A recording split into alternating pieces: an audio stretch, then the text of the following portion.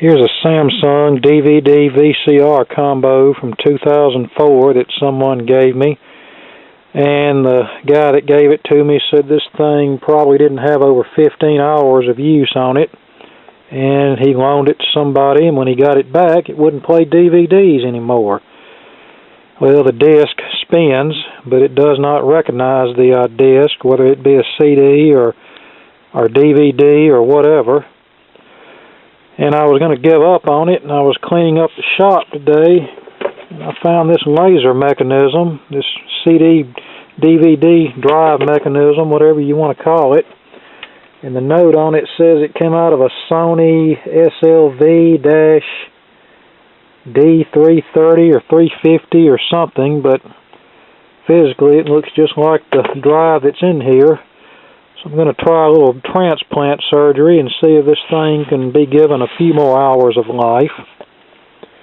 Worst case scenario, it'll just blow up. It's really not hard to get this out. Just pop the front off, which is held in place with plastic clips. Remove 3 Phillips head screws, unplug a couple of ribbon cables, and there you go. And here are the ribbon cables. They just simply plug in. Okay, the transplanted drive wouldn't even spin the disc at all. The one that came out of it doesn't look like it's spinning fast enough. So yeah, this thing may end up being an EOL.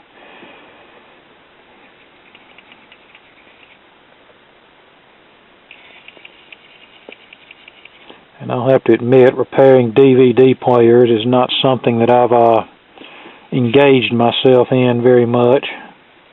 At the extent of my repair has been bloated capacitors and other power supply problems.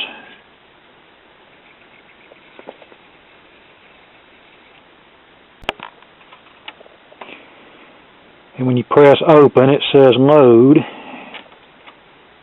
And when you press open again, it just sits there and will not eject the disc.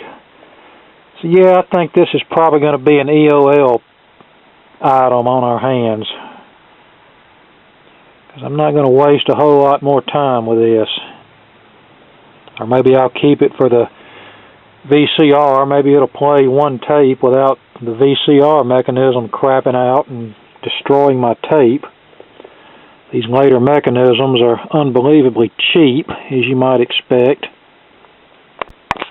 Here we are with the transplanted drive. As you can see, it says loading, but the disc is not even spinning.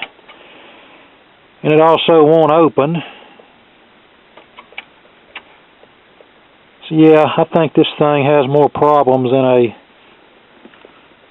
bad drive. I think the trouble's elsewhere, and I really don't feel like digging into it to find out where the trouble might be. And here we are with the original drive again. Won't open. Won't load, just sits there and spins rather slowly. Now the problem could be one of these power supply capacitors. It's failed and causing excess ripple on one of the supply lines, but do I really feel like pulling this plastic abomination apart any further and checking it? No, not really. Because these cheap pieces of junk are fairly plentiful everywhere.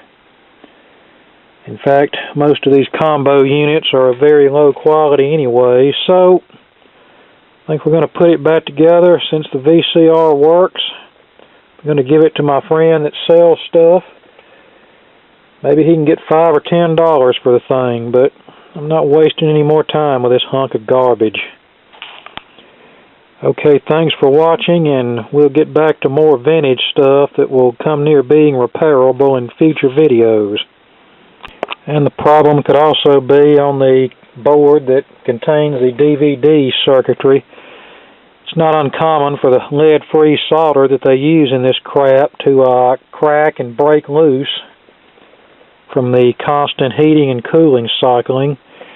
And heck, this thing won't even eject my disc on its own. I'm having to take it out manually. A big failure for this piece of junk.